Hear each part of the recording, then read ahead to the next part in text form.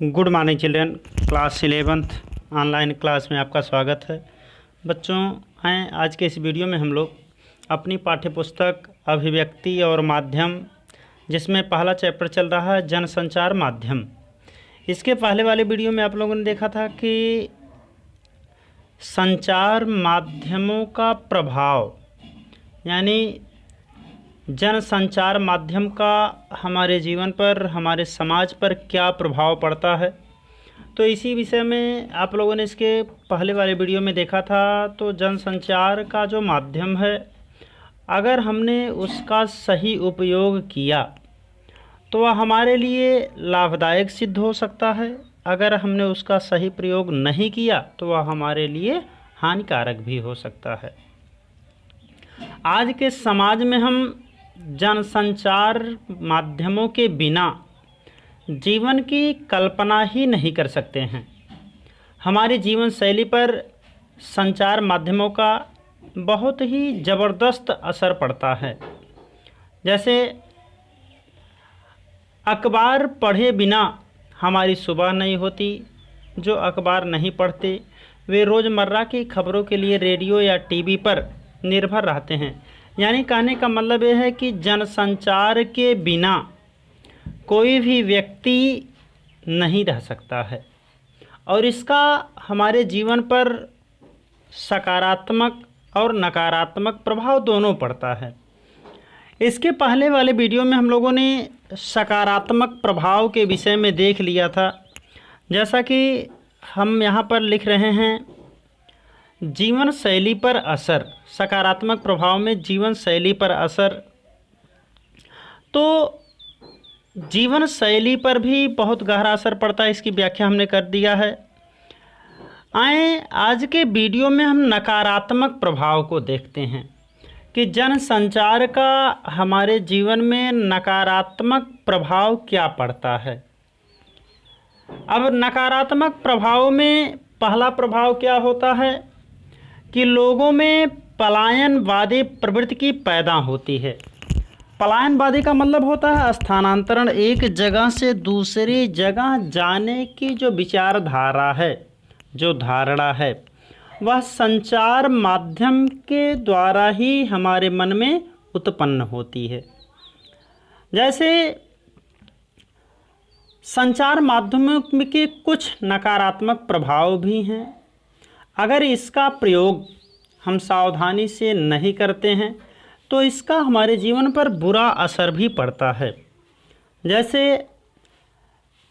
सबसे पहली बात तो यह है बच्चों कि सिनेमा और टीवी जैसे जनसंचार माध्यम काल्पनिक और लुभावनी कथाओं के जरिए लोगों को एक नकली दुनिया में पहुंचा देते हैं। क्या क्या?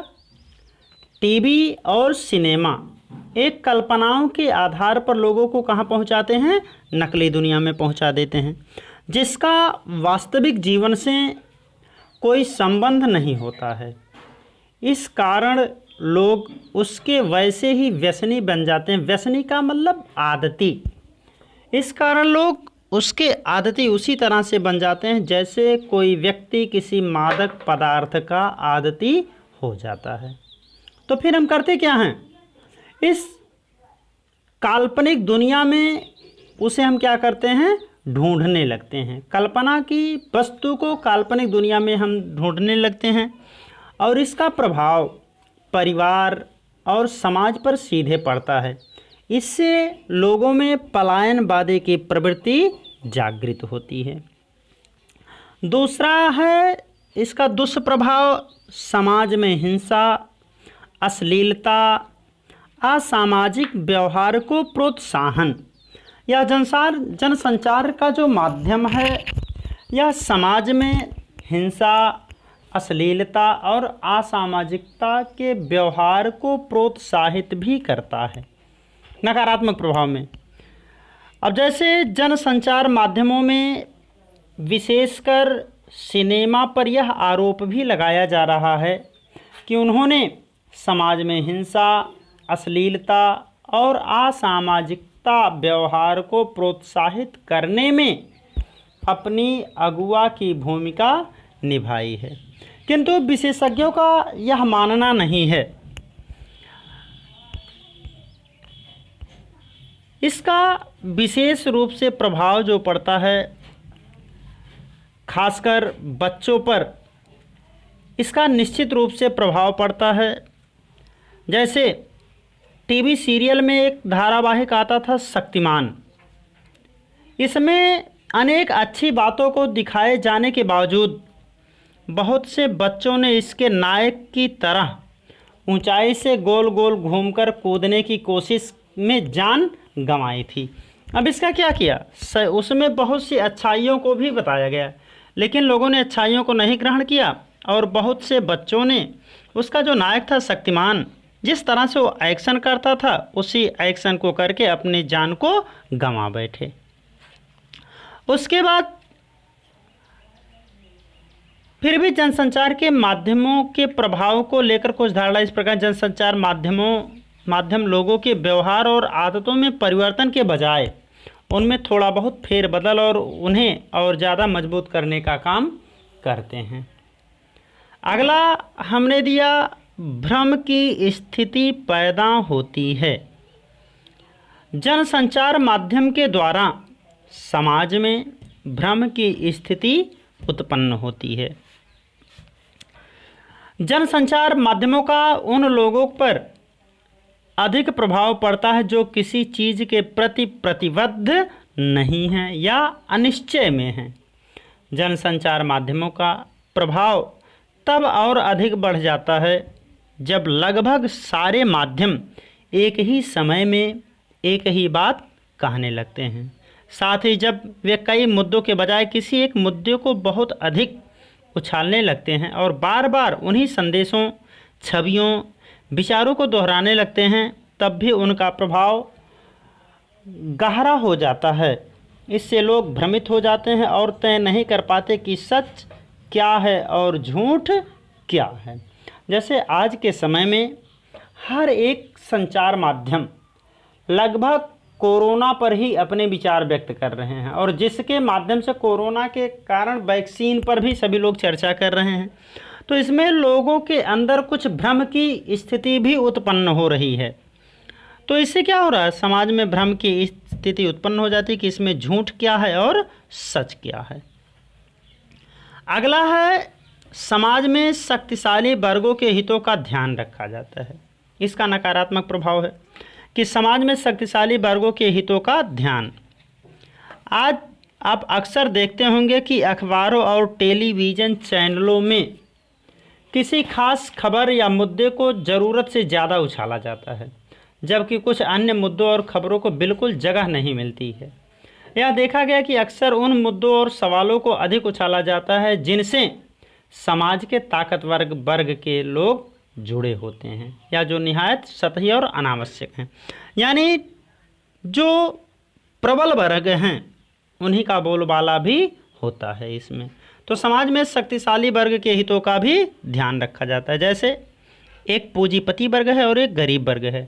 पूंजीपति वर्ग हमेशा क्या करता है, निर्धन वर्ग का शोषण करता है, लेकिन मीडिया चैनल जो है, जनसंचार का माध्यम जो है, वह क्या करता है, पूंजीपति वर्ग के ही बात को आगे बढ़ाता है। अब उसके बाद अगला पॉइंट हमने दिया, कमज़ोर वर्गों की अनदेखी। इसमें अक्सर उन मुद्दों और सवालों को नज़रअंदाज किया जाता है जिनका संबंध व्यापक जन समुदाय, खासकर समाज के कमज़ोर वर्गों के हितों से जुड़े हुए हैं। उन्हें क्या कर दिया जाता है, अनदेखी कर दिया जाता है। अगला हमने दिया, व्यावसायिक लाभ पर अधिक ध्यान देना। जनसंचार माध्यम जो है, इसका एक विशेष प्रभाव ये भी है कि व्यावसायिक लाभ पर अधिक जोर दिया जाता है। जैसे जनसंचार माध्यमों के प्रभाव के संदर्भ में यह सवाल भी बहुत महत्वपूर्ण है कि जनसंचार माध्यम पर किसका नियंत्रण है। अब यह सवाल इसलिए महत्वपूर्ण हो जाता है कि जनसंचार माध्यमों का संबंध सार्वजनिक हित से जुड़ा हुआ, उनसे यह अपेक्षा की जाती है कि वे सार्वजनिक हित को आगे बढ़ाएं। लेकिन यह तथ्य है कि अधिकांश जनसंचार माध्यमों पर कंपनियों या व्यक्तियों का स्वामित्व है। वे उन्हें सार्वजनिक हित से ज़्यादा अपने व्यावसायिक मुनाफे को ध्यान में रखकर संचालित करते हैं। इसका सीधा असर जनसंचार माध्यम की अंतर वस्तु पर पड़ता है। कई मौके पर विज्ञापन दाताओं के हितों को प्राथमिकता दी जाती है। इसके लिए तथ्यों के साथ तोड़ मरोड़ और सच्चाई को छुपाने की कोशिश भी की जाती है। अगला पॉइंट हमने दिया, उपभोक्तावाद को अधिक बढ़ावा। जनसंचार जो माध्यम है यह उपभोक्तावाद को अधिक ही बढ़ावा देता है। कुल मिलाकर यह कहा जा सकता है कि जनसंचार माध्यमों ने जहां एक ओर लोगों को सचेत और जागरूक बनाने में अहम भूमिका निभाई है, वहीं उसके नकारात्मक प्रभावों से भी इनकार नहीं किया जा सकता। यह भी स्पष्ट है कि जनसंचार माध्यमों के बिना आज सामाजिक जीवन की कल्पना नहीं की जा सकती। ऐसे में यह जरूरी है कि हम जनसंचार माध्यम से प्रसारित और प्रकाशित सामग्री को निष्क्रिय तरीके से ग्रहण करने के बजाय उसे सक्रिय तरीके से सोच विचार करके और आलोचनात्मक विश्लेषण के बाद ही स्वीकार करें। एक जागरूक पाठक और दर्शक और श्रोता के बतौर हमें अपनी आँखें, कान और दिमाग हमेशा खुले रखने चाहिए। तो जनसंचार माध्यम का क्या है, सकारात्मक प्रभाव भी है, नकारात्मक प्रभाव भी है। लेकिन आज के समय में अधिकांशतः प्रभाव किसका है, नकारात्मक पर लोग ज़्यादा ध्यान देते हैं। तो इस वीडियो में हमने यही बताया। कल आप लोग इसका क्वेश्चन आंसर लिखेंगे। आज के वीडियो में शेष इतना ही है। नमस्कार, धन्यवाद।